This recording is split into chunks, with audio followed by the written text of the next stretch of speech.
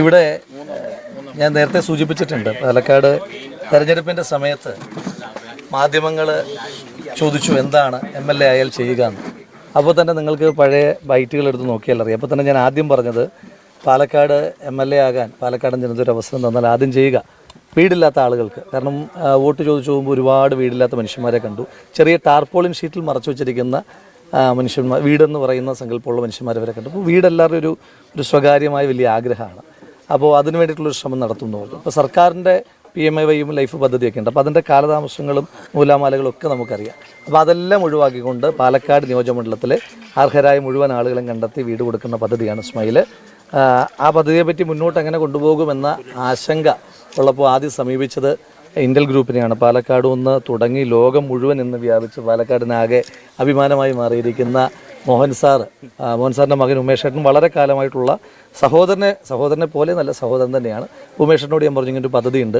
അപ്പോൾ സ്മൈൽ എന്ന പേര് പറഞ്ഞപ്പോൾ പുള്ളി വളരെ അതിനോട് ഒരു താല്പര്യം തോന്നി. അപ്പോൾ എന്നോട് പറഞ്ഞു അച്ഛനോട് സംസാരിക്കുക, CSR ഫണ്ടിനെ പറ്റി സംസാരിക്കുന്നു പറഞ്ഞു. അപ്പോൾ ഞാൻ മോഹൻ സാറിനോട് സംസാരിച്ചപ്പം വളരെ പോസിറ്റീവായിട്ട് അർഹത മാത്രം മാനദണ്ഡമാക്കിയാൽ മതി, മറ്റൊരു മാനദണ്ഡം ഉണ്ടാകരുത്, എനിക്ക് വേറെ കണ്ടീഷനൊന്നുമില്ല എന്ന് പറഞ്ഞു. അങ്ങനെ 8 വീടിൻ്റെ ആസിഫ് അലിയാണ് ആദ്യത്തെ 5 വീടുകൾക്ക് തറക്കല്ലിട്ടുകൊണ്ട് തുടങ്ങിയത്. അതിനുശേഷം സൈജു കുറുപ്പ് വന്നു, പിന്നെ ജോഫിൻ വന്നു, ഇപ്പം തൻവി എത്തി. ഇപ്പം ഇവരോടെല്ലാം തൻവിയോടൊക്കെയുള്ള പ്രത്യേകമായിട്ടുള്ള സ്നേഹവും സന്തോഷവും ഈ അവസരത്തിൽ രേഖപ്പെടുത്തുവാൻ ആഗ്രഹിക്കുകയാണ്. തുടർന്നും പാലക്കാട് തല ചായ്ക്കാൻ ഇടമില്ലാത്ത മുഴുവൻ മനുഷ്യന്മാർക്കും ഭവനം കൊടുക്കുന്നൊരു പദ്ധതിയാക്കി മാറ്റാനുള്ള സഹായം എല്ലാവരുടെയും ഭാഗത്തുനിന്നുണ്ടാകണം അഭ്യർത്ഥിക്കുകയാണ്. പാലക്കാടിൽ ഇതിനു മുന്നേ ഞാൻ പരിപാടികൾക്ക് വന്നിട്ടുണ്ട്, കോളേജ് പരിപാടി അങ്ങനെ ഇങ്ങനെ വന്നിട്ടുണ്ട്. ഇങ്ങനെയൊരു പരിപാടിക്ക് ആദ്യമായിട്ടാണ്. ഭയങ്കര സന്തോഷം തോന്നും. ഞാൻ പറഞ്ഞ പോലെ രാഹുൽ കുറച്ചു കാലം മുന്നേ തന്നെ എന്നോട് പറഞ്ഞിട്ടുണ്ടായിരുന്നു ഇങ്ങനെയൊരു ഇനീഷ്യേറ്റീവ് എടുക്കുന്നുണ്ട്, അപ്പോൾ ഏതെങ്കിലും ഒരു പരിപാടിക്ക് വരണം എന്നുള്ളത്. അപ്പോൾ ഭയങ്കര സന്തോഷമുണ്ട് ഓർത്ത് വിളിച്ചതിനും എനിക്ക് വരാൻ പറ്റിയതിനും ഒക്കെ.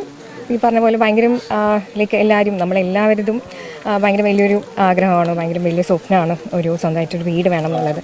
സോ അങ്ങനെയൊരു ആവശ്യക്കാർക്ക് വീട് വെച്ച് കൊടുക്കുന്നത് ഐ തിങ്ക് രാഹുലിനും സാറിനും ഒക്കെ ഞാൻ നന്ദി പറയുന്നു. I think it's A very great initiative.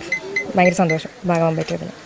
ഇന്റൽമണിയിൽ Rahul സമീപിച്ചതിനെ ഞാൻ എഗ്രി ചെയ്തു. അർഹതപ്പെട്ടവർക്ക് മാത്രമേ കൊടുക്കാവൂ എന്നുള്ളത്, അർഹതയില്ലാത്തവർക്ക് കൊടുക്കരുത്.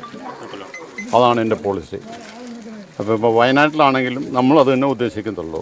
അപ്പം അർഹതപ്പെട്ടവർക്കാണ് കൊടുക്കണം, കൊടുത്തേ ഒക്കത്തുള്ളൂ. അതാണ് നമ്മുടെ ആവശ്യം. മനുഷ്യന് ആവശ്യം എന്താണ്? വീടാണ്. കയറി കിടക്കാൻ ഒരു പുരയിടം അല്ല ഒരു വീട്, അതാണ് ഏറ്റവും അത്യാവശ്യം. അതിലേക്ക് ദൈവം അനുഗ്രഹിച്ച് ഇതുവരെ എന്നെ സഹായിച്ചു, ഇനിയും അങ്ങോട്ട് നടക്കട്ടെ എന്നുള്ള മാത്രമൊരു പ്രാർത്ഥനയോടുകൂടി ഞാൻ എൻ്റെ വാക്കുകൾ ചുരുക്കുന്നു. Thank you. ഒന്നും പറയാനില്ല. വീട് വേഗം ആക്കി തരണം.